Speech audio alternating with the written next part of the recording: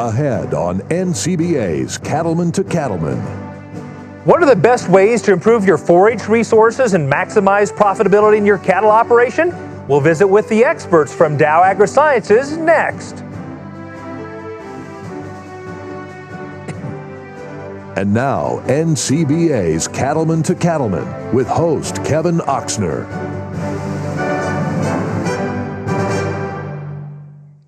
Hello and welcome to this special edition of NCBA's Cattleman to Cattleman. I'm Kevin Oxner. Thanks for joining us.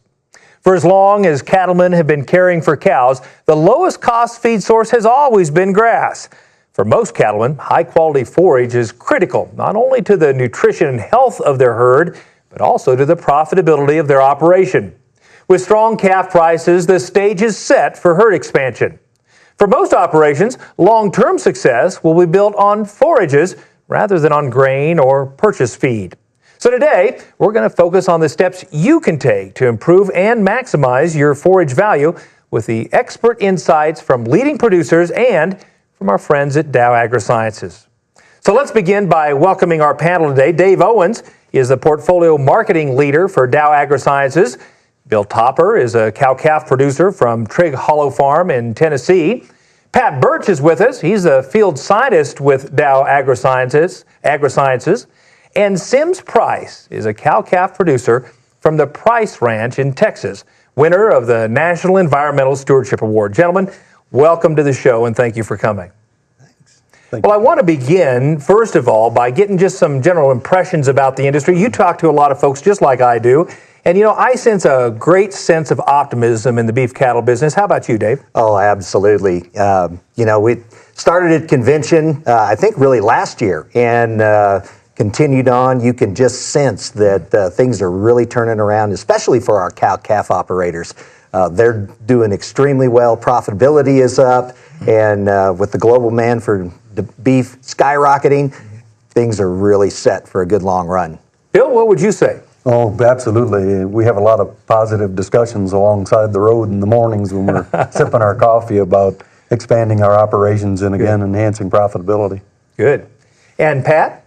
Yes, I think one of the biggest attributes that people are looking forward to this year is we've had such good moisture. We've had a great moisture this winter. Spring's a little slow to get here, but very optimistic about that.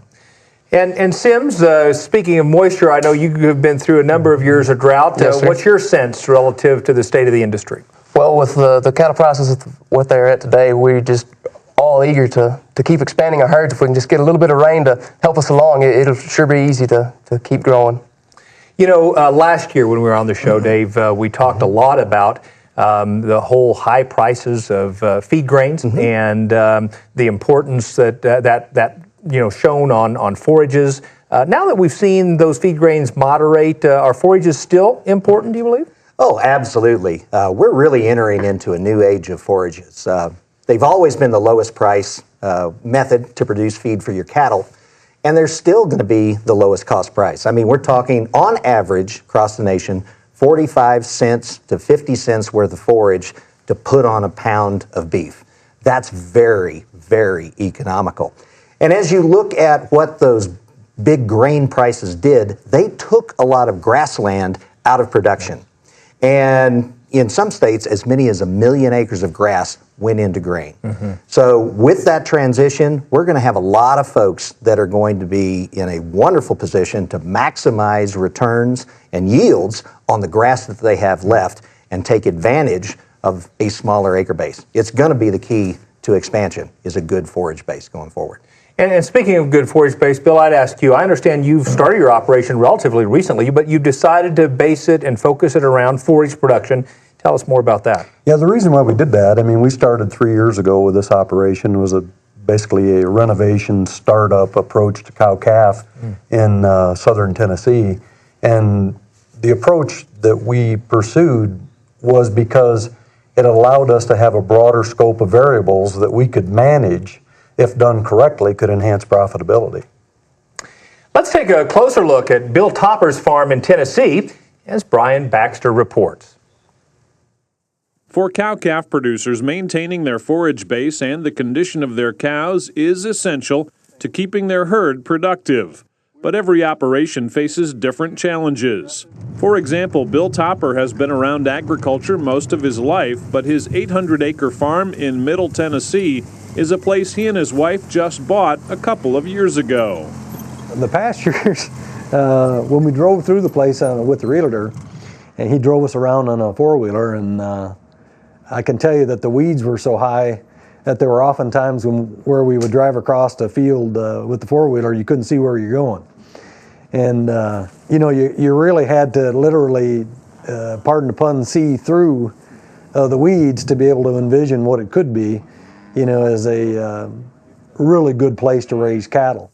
But now we're in the process as a full-blown cattle operation. It's taken us about 2 years to get to where we are today. Weeds are a battle nearly all producers face when trying to improve or simply maintain their forage resources so they meet their herd's nutritional needs.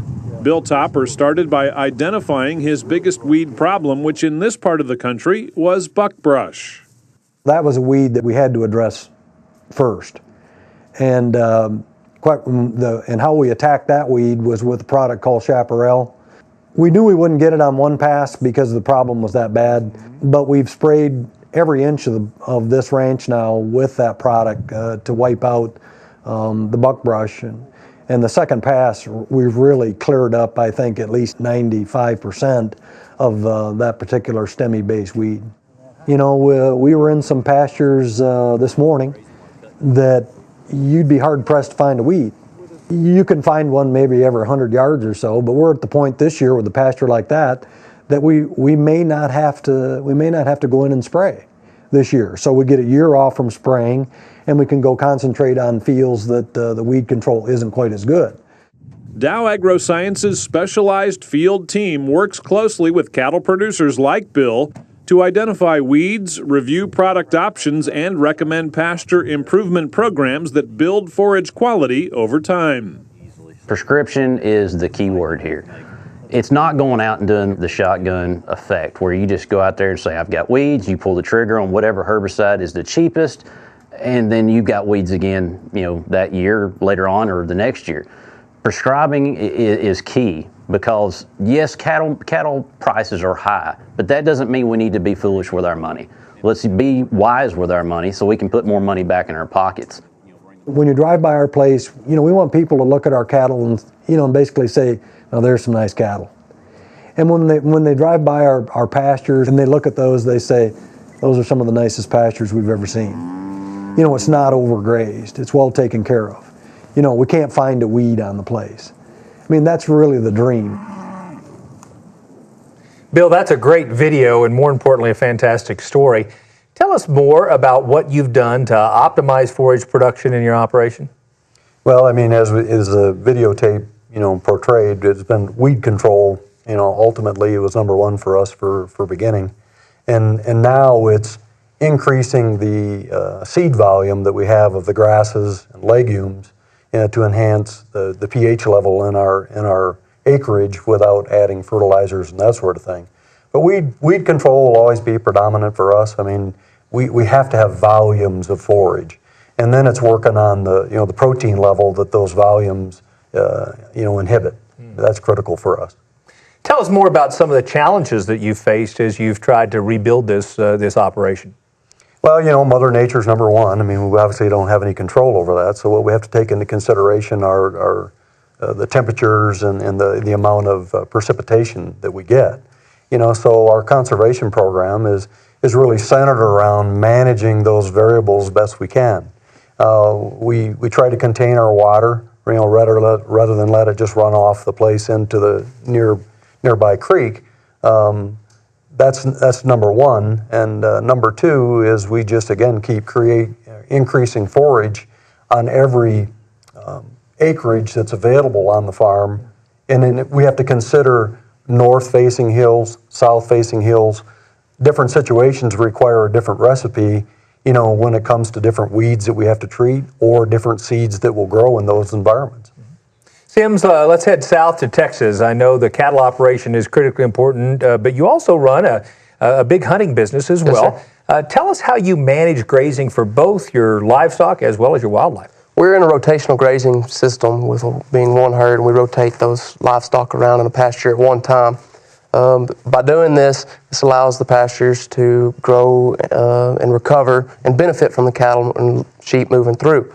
When they do this, then the deer and the turkey and the quail are allowed to be left with cover, and they can stay in these pastures instead of having to move away from the livestock. One of the things we have to do is to make sure that we have water available in all the pastures at all times, regardless of where the livestock are, so that they can stay at home.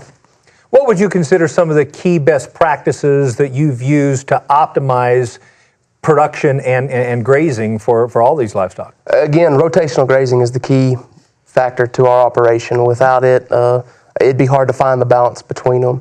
Our brush management is another key aspect. We have to make sure that the rancher in us doesn't take and clear out all of the land and not leave any cover for the wildlife. So we have to remind ourselves that we're also in the wildlife business a little bit too. Mm-hmm.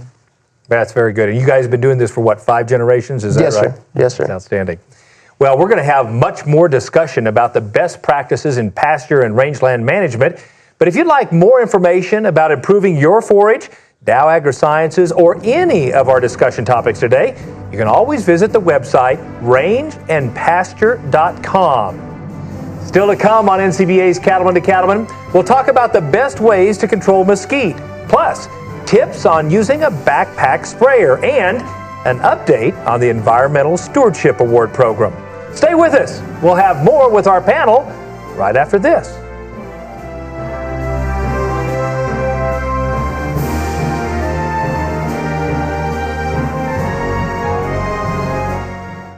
This is yours, and so is what grows there. Not theirs or theirs, yours. You need this to fight this and this to grow more this. Because the more of this you feed them, the less this you spend on that, which leaves more of this here. Don't let them take this from you. Chaparral takes care of weeds and brush, and that's that. To truck guys, the truck is everything. And when you put them in charge of making an unbeatable truck, good things happen. This is the Ram 1500, the 2014 Motor Trend Truck of the Year. And first ever back-to-back winner. Guts, glory, Ram.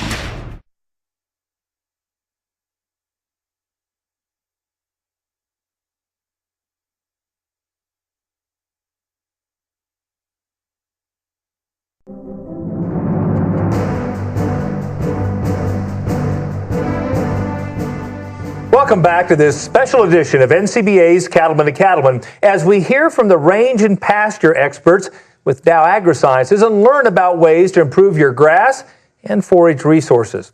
Mesquite is a huge issue in Texas and much of the Southwest. Dave, let's begin with you. Why is mesquite such a big issue? Well, I tell you what, the biggest thing is it's an absolute water hog. I mean, it really soaks up the water. It's got a deep tap root. And really in some of the most arid parts of the world, it's going to shut you down pretty big. It also reduces grass forage, which has a big negative impact on ranches. And it also eliminates or, kind of precludes grazing in certain areas. Gotcha. So you don't get good grazing distribution, and that is a real tough deal as well. Sims, I know mesquite is a big issue in your operation. Tell us a little bit about how you've managed that in the past.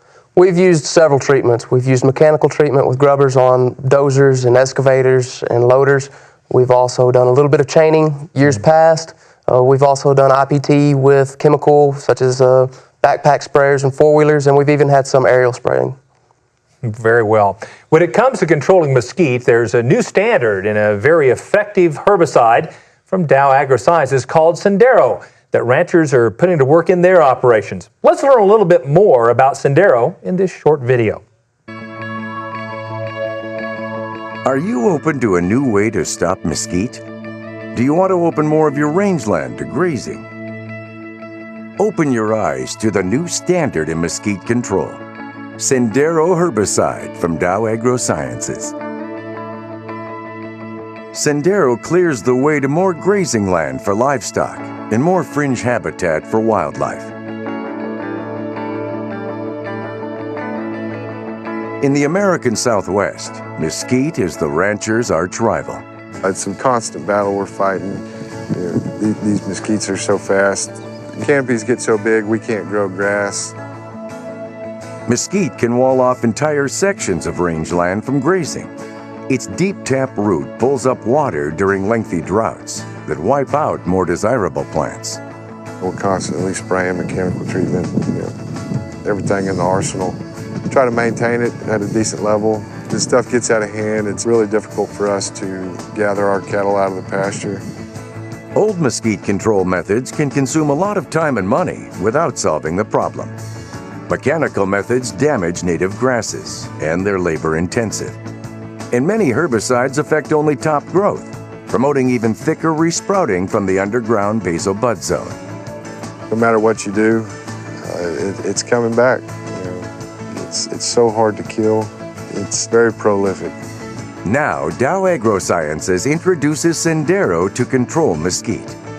In aerial trials, Sendero provided control at more than 10 percentage points better than a mixture of Remedy Ultra and Reclaim herbicides, which has been the industry standard for 25 years.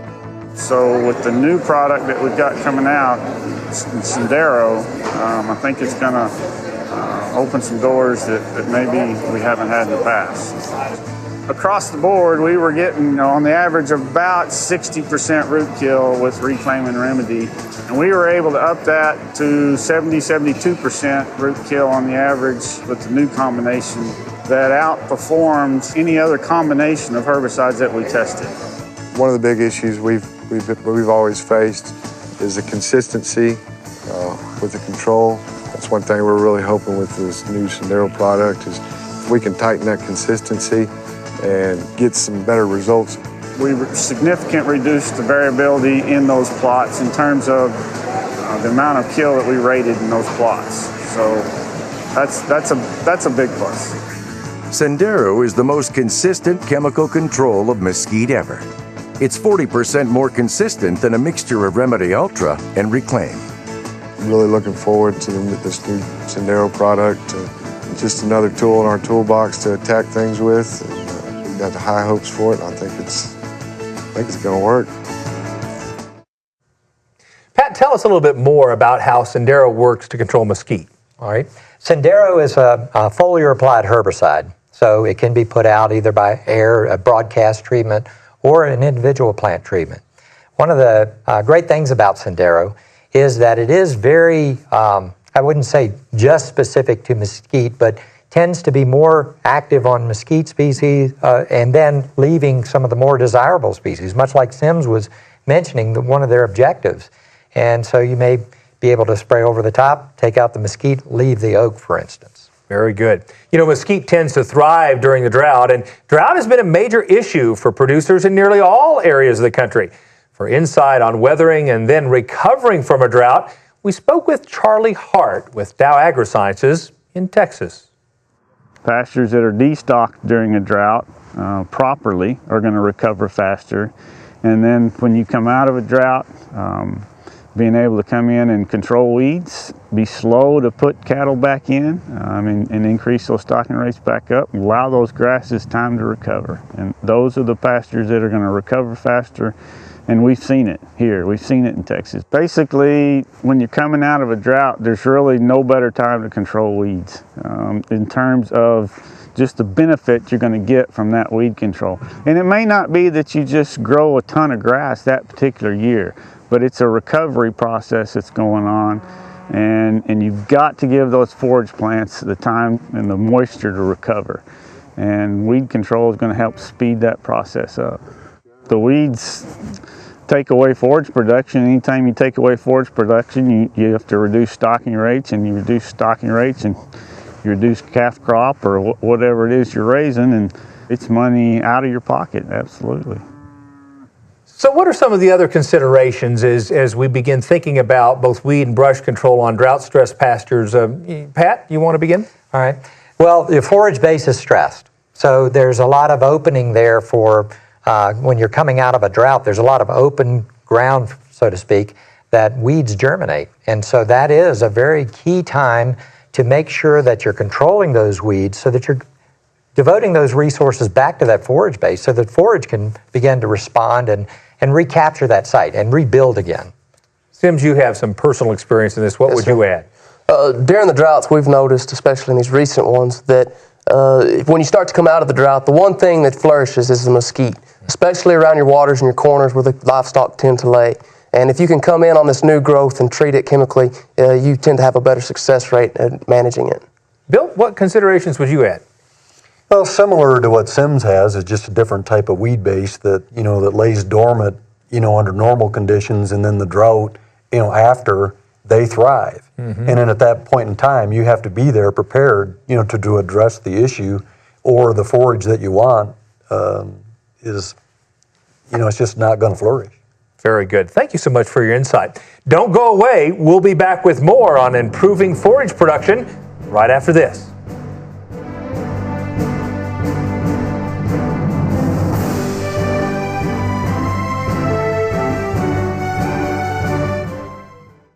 The Case IH Spring Sales Event is on now, making it a great time to get the equipment you need for this season. With 0% financing for 60 months on all Farmall and Maxim Series tractors, as well as our complete line of hay tools, you can turn everyday chores into everyday savings. But hurry, the Spring Sales Event ends June 30th, 2014. For more information, ask your local Case IH dealer or go to caseih.com/special offers. Join America's cattle industry for the 2014 Summer Conference in Denver, Colorado. It's a great opportunity to meet your fellow cattlemen and women, plus spend time planning for the future of your operation in our great industry. Bring the whole family and join us in Denver for the 2014 Cattle Industry Summer Conference, July 30th through August 2nd. For details, call 1-866-USA-BEEF or visit us at beefusa.org.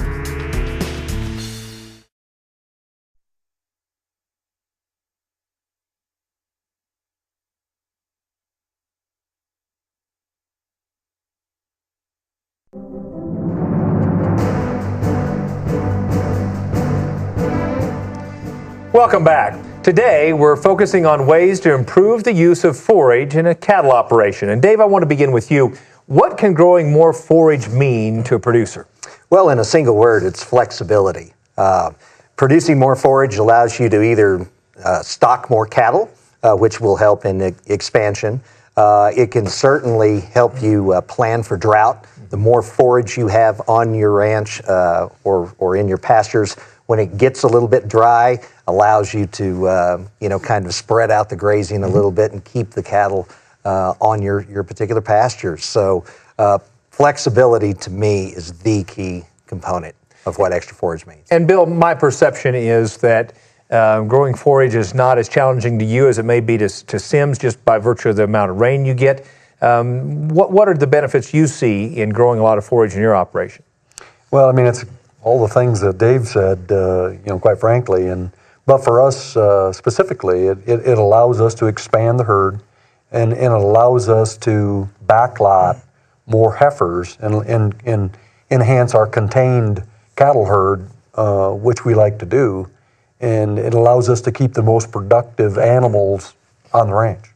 And what practices or tools do you rely on most heavily in maximizing forage production? Number one for us is weed control. We have to have great weed control so that the grasses that we overseed with, which we do spring and fall, can thrive. And Sims, I would ask you that also from a producer perspective. What tools and practices do you rely on most? Our most important tool is our rotational grazing. In our drought area, it seems like we're always either in a drought or coming out of one. Continuously watching the cattle and watching them move through the pastures and leaving enough forage to come back to for the next drought is our most important tool. And Pat, as producers begin implementing or desiring to implement some weed and brush control programs, where do they begin? Well, I think the most important part is just to assess what is your current situation. What are the type of weed pressure or brush pressures that you're dealing with? If you look at Bill's situation where he acquired a piece of land that was neglected. You have to really start from a standpoint of controlling kind of a broad spectrum of different weed and brush problems to get your area back in, or your pastures back into production. And so just scouting and assessing what is the situation that we're currently in, what do we currently have out there, and what are our management goals, what do we want to shift it to. You know, all these products that you all have listed behind you and all the others from competitors, it can be kind of intimidating selecting the right product. What would you tell producers from that regard? Well, from that regard, I think you work with your distributors and with our range and pasture specialists. They can help you identify what are the problems, what combinations may need to be put together, and then as you adjust your program as you move further and further along, those input costs become less because you're now managing a good forage production so that it actually resists weed invasion. So you're maintaining a healthy forage, and it's less inputs to accomplish that. Very good advice. And remember, if you'd like more information about any of our discussion topics today, you can visit the website rangeandpasture.com. We'll have more right after this. Stay with us.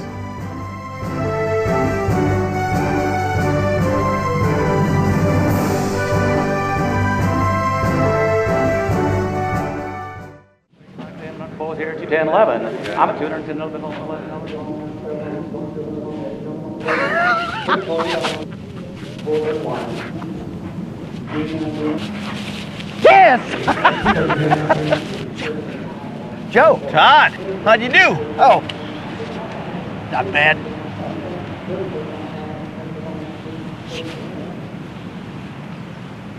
See what you have to gain at thelongrangelook.com. When it comes to your land, it pays to be smart. At New Holland, smart means giving you a wide range of options to fit your needs, like smooth cutting, plug-free conditioning, and versatility. Smart means putting more hay in the bale and leaving less in the field. It also means providing exceptional after-sales support and growing a legacy that goes far beyond equipment. That's New Holland Smart. Visit your local New Holland dealer today.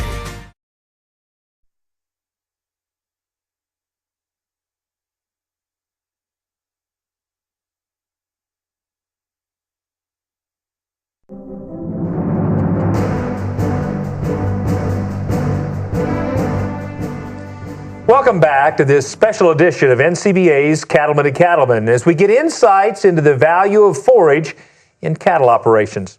Dave, I know one of the things you're most proud of is Dow's long-standing sponsorship of the Environmental Stewardship Award program. Why is that so important to your organization? Well, I tell you what, we really believe that these fellas right here and many of their cohorts are the original stewards of the land, and they do such a fantastic job of making sure that our natural resources on their private enterprises are conserved. We really feel it's important that the rest of the nation understands that story, and we want to help get that story out to the general public, and that's why we sponsor the ESAP Award. And that's a great way to do it. And Sims, I want to congratulate you and your family once again. That was an exciting award. What does that mean to your family? Oh, we're so honored. We can't even begin to pay tribute to everybody for recognizing us for this and to put our name up there with some of the greats that are members of this league of elite ranchers, and it's just amazing, and we truly blessed. I know your dad has taught you an awful lot about managing a ranch and drought conditions and the harsh environment that you've dealt with for 5 generations down there. What are some of the key lessons you've learned? The most important thing I've learned over the years is to always pay attention to the rangeland, to be looking at it and looking at what's growing on the ground.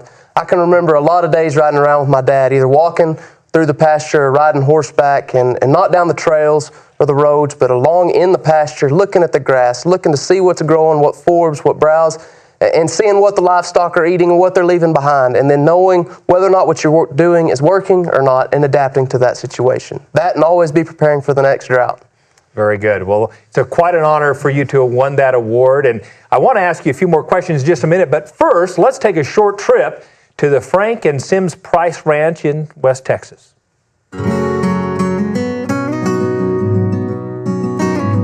Just after sunup, Frank and Sims Price are working side by side to move their cows. The father and son represent the fourth and fifth generations on the Price Ranch. That includes nearly 70,000 acres spread across 4 counties in West Texas. We're a family ranching operation, goes back to 1876 when my great-grandfather first came to this country. You know, it's rare that families these days get to continue an operation and have the opportunity to work with their son. Knowing the fact that it has been passed down for so many generations, it just gives you that extra drive to always see things through and through the hard times and the droughts and everything else. Gives you a sense that you have to keep going.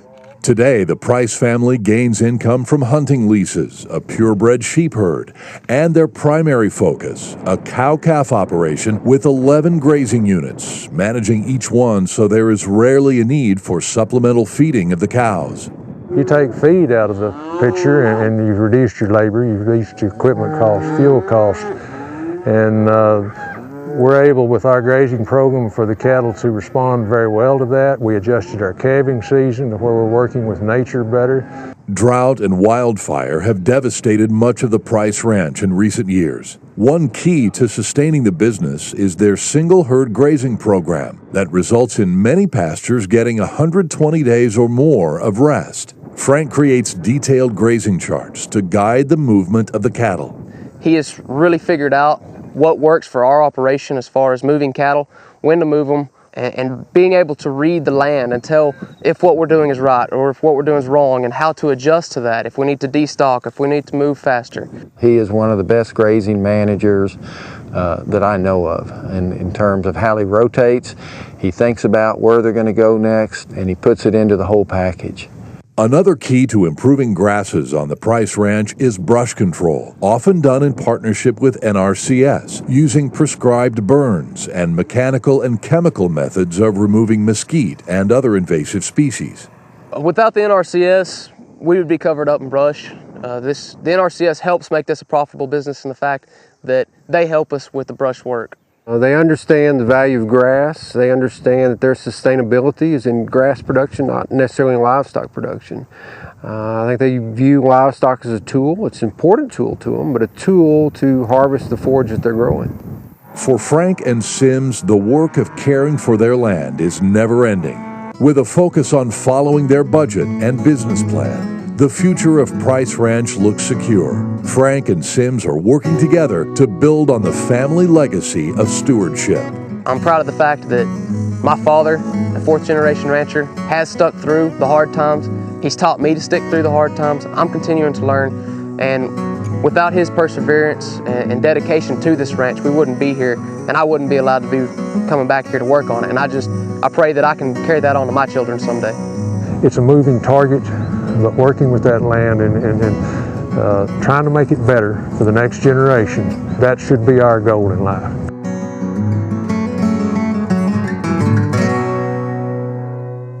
Sims, you and your family should be really proud of that. That's a great example of stewardship.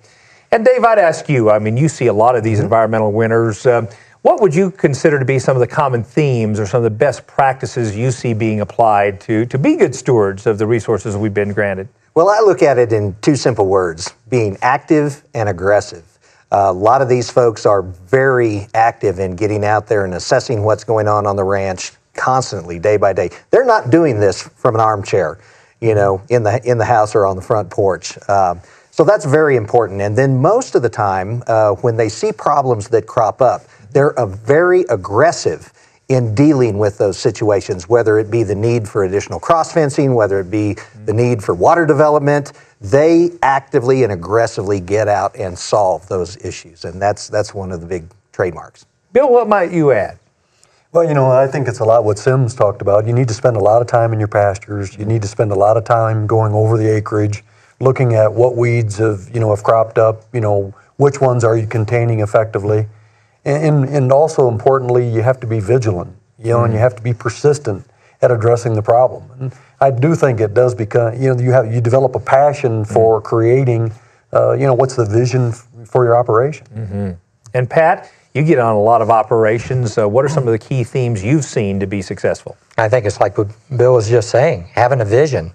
You're always managing towards a goal. You're not just solving a or trying to address a particular problem, but you've got a vision in mind. Where are we going with this? And I think the legacy that both of these gentlemen talk about in their operations is just a testament to how these ranchers work on their property. Well, you certainly create both a vision and I think a challenge for all of us to be good stewards. You can nominate yourself or a fellow producer for the Environmental Stewardship Award. To get more information, just visit the website environmentalstewardship.org. And to find out more about weed control and forage management, another great website is togetherwegrowgrass.com. Don't go away. We'll get some tips on using a backpack sprayer right after this.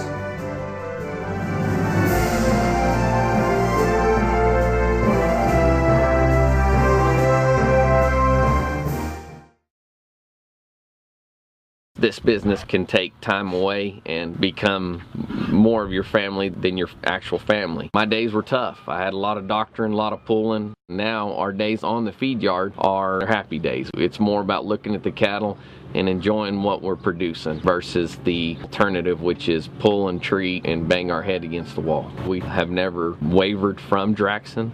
We've seen the benefits just keep getting better and better. Well, I think a rancher has to be a steward of the land. There's nobody else that can take care of the land better than a rancher. When we switched over to the Purina products, it was a step in the right direction. The difference we see in the cattle is the consistency of their nutrition. The cattle hold their condition a lot better throughout the whole year. It does make a difference that we can see, day in and day out.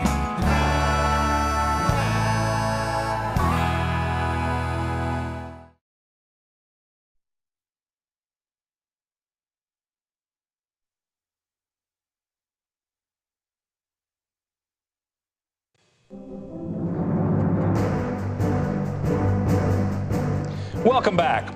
Now, earlier we talked about mesquite and the fact that controlling these plants early before they do serious harm is the best option. And with us now is Pat Birch telling us a little bit more about how to control mesquite and other brushy plants.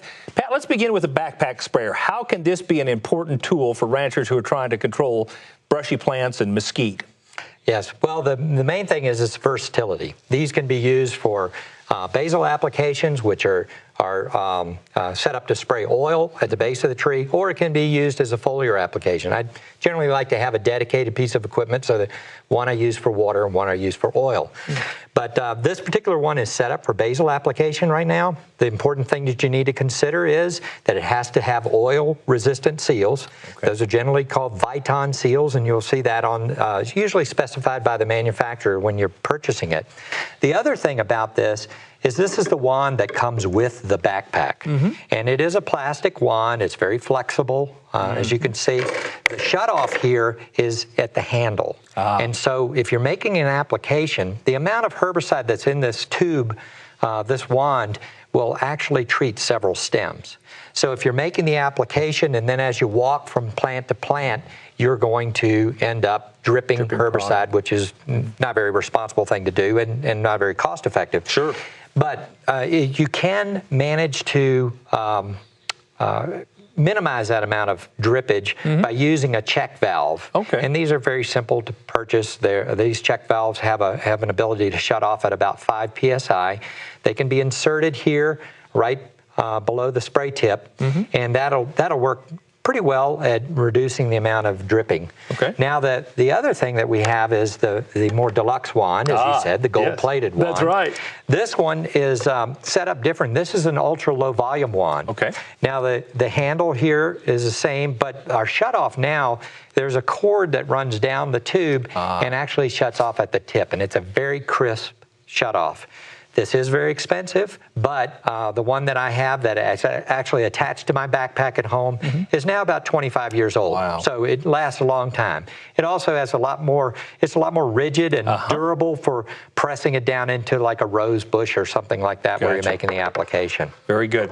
Pat, I've heard you talk about both cut stump, I should say, and basal treatments. We don't have mesquite in our country. Tell us a little bit about the differences between those two treatments. Yeah, and the good thing is that this kind of an application applies to all brush species. Sure.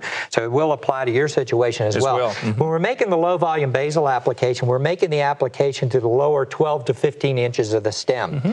So from the ground line up about 12 to 15 inches, you're making the application all the way around. As you'll see, we also have root flares here. These are surface roots. They can sometimes pop up a little bit different distance from the stem, and those should be treated as well. So we're treating any kind of bark that's exposed that we can see. So that's how we're making our low-volume basal application. And the cut stump, through the magic of TV, we've already cut it. We've already cut it, and so when we make that cut, now we've got an exposed cut surface here, and we want to either use a water-soluble herbicide and make the application immediately after cutting. So as soon as you cut it, set the saw down, make the application to that cambium layer. You don't want to waste any time. You want to put it on right away.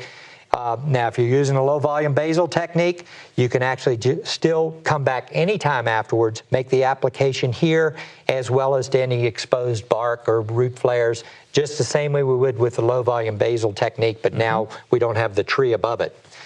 Generally, when we talk about cut surface treatments, where we're cutting it and treating a stump like that, low-volume basal works very well for up to about 6 inches diameter. Kind of depends on the corkiness of the bark. Okay. But generally up to about 6 inches. So once you get larger stems than that, that's when we would start making cuts.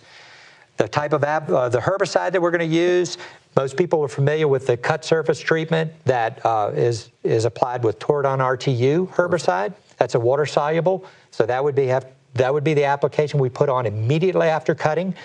If we're going to do this with the low-volume basal mix, the basal cuts surface treatment, then we're going to make that application anytime afterwards. You know, you can be days, weeks, months afterwards, as long as it hasn't started to resprout. And we're going to make that with either Remedy Ultra herbicide in oil, or we're going to make that with Pasture Guard HL herbicide in oil. Very good. Thank you so much for coming on the show and for these practical tips. We'll be back with Baxter Black and more right after this.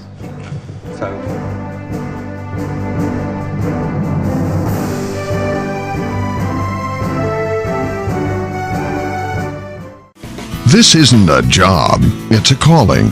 Your hard work helps feed the world. Being linked to those who care for the land is our calling. For more than 175 years, John Deere has been a proud partner of the cattle business. That's why we bring you special NCBA member discounts, so you can get the right equipment, strong, rugged, versatile, and ready to work hard. Talk to your John Deere dealer to learn more about your NCBA member discounts. John Deere, committed to the land, committed to your success.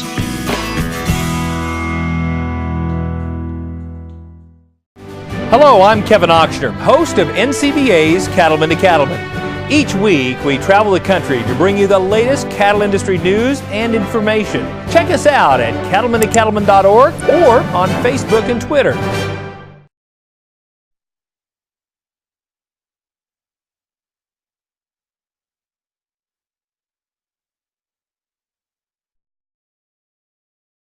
We know who made that hitch. We know who cut the steel, who milled the ball, and who welded the seams. We know who tested, measured, and checked. We even know who thought the whole thing up. We're B&W, and we know your hitch. Because we don't make them halfway around the world. We make them all right here. B&W. Trusted. Working your cattle just got easier. Introducing the new Vet Gun delivery system, a new way to apply topical insecticides to your cattle. The Vet Gun lets you remotely treat cattle with effective parasite control, so you can do it from an ATV, on horseback, or just walking among the herd. It's that simple. The proven topical insecticide AML Vet Cap is used with the Vet Gun. It works fast to control horn flies and lice while minimizing stress on your cattle. Fast, easy, effective. Vet Gun. Check with your animal health supplier for availability. It helps to know a little about a lot of things. It allows you to make a fool of yourself in a lot of different ways. For instance, I worked in a sheep parasitology laboratory while I was in ag school, and I tell people casually that I helped work out the life cycles of Thysanosoma actinoides and Eleophora schneideri. What I really did was hold the sheep and recover their intestinal contents at the slaughterhouse. I can actually dazzle people with my savvy of the anatomy of the hippopotamus, the rhinoceros, the blue whale, the giraffe, and the elephant. I spent many weeks preparing my senior veterinary school thesis titled The Anatomy of 5 Non-Domestic Mammals, regardless of the threats made by the faculty board that if I chose such a frivolous subject, they would give me a D. I started working in the feedlots as a summer vet student, and over a period of 3 years and 3 different feedlots, I must have necropsied 300 head of dead beasts in my search for knowledge. My horse training knowledge can be summed up by my method of preventing my healing horse from swinging too far out to the right as I turn to throw my heel loop. You see, my horse is on the right side of the steer's hip because I am left-handed, which according to most team ropers is a sign of the devil. And I thought by covering my horse's right eye, it would prevent him from turning out, and for months I used this method. However, to some, it appeared foolish. You see, to cover that eye, I used 1/2 of a bikini top. I have had extensive experience with constipated dachshunds, wounded cowboys, bad musical instruments, voracious squeeze chutes, poopy baby calves, Holstein cows that won't breed back, split rims that do bite back, and university faculty boards that try and intimidate me with a D. Yep, it helps to know a little about a lot of things, sometimes. This is Baxter Black from out there. Thanks, Baxter, for those cowboying tips. As we wrap up our program, I'd like each of our panelists to share some final thoughts. And Dave, let's start with you. I know Dow AgroSciences invests millions of dollars in research and development. Tell us what's on the horizon. Well, I tell you, we've working on several really cool projects. One of the things that we're always trying to do is find a wonderful herbicide to control unwanted annual grasses in our perennial grass situations. Another one, we've got several different seed affiliates that are big into forages, and we're always looking to partner together with them to find the perfect herbicide and introduced forage type program so that we can bring an entire package to ranchers and say, hey, if you want to get a little extra forage, here's the perfect way to do it, and walk them through those steps, A, B, C, and D, all the way down the line. So I'm interested, as we wrap up the program, just getting all of your perspective on the role of weed and brush management in maximizing forage. What would you tell producers? I'd tell them to get going. Really, there's a lot of information out of there. We've got a lot of information that can help folks.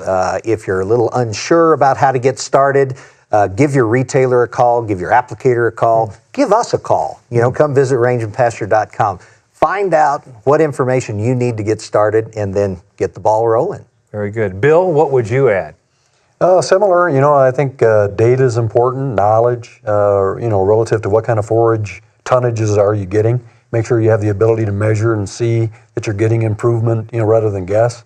Look at your protein levels that your grasses are providing, and also utilize the resources that are available to you. I mean, they've been abundant for me in my local environment, and really have paid huge dividends for us. Very good. Pat, what would you tell our viewers? Well, I would just echo what Bill is saying, because Bill came into a situation in a very short amount of time, has got that piece of property really in great impressive production. And so just turning to those resources that are available. There are some very knowledgeable people we have on our staff, as well as those partners that distribute our products. And I think turn to them and as a great resource for making decisions. Very good. Sims, I know you don't get to run cattle down in your country for 5 generations.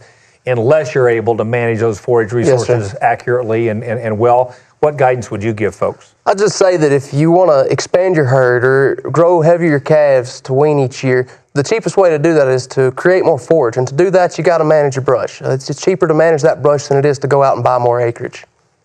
Dave, you and the organization you work with have been such big sponsors, both of our program and the Environmental Assurance Award. Tell us, one last word, what tip would you give producers? I'd say look forward to a great growing season. Get out there early, assess where you are, be aggressive in your management plans, and follow through, and you'll be very, very successful this year. Everything is set up perfectly for you. It does look pretty good, doesn't it? Mm-hmm. Gentlemen, thank you so much for coming on the show, for providing your personal and practical guidance and experiences. I know this is an area that regardless of how good individually we are, we can always get better in this area, and we really appreciate your insights today. Dow AgroSciences' full range of products can be suited to fit nearly any rangeland or pasture. Now, for help selecting the best product for your individual situation and management goals, you can visit rangeandpasture.com. That's rangeandpasture.com. Well, that wraps up this edition of NCBA's Cattleman to Cattleman. Thanks so much for watching. We'll see you right back here next week on RFD TV.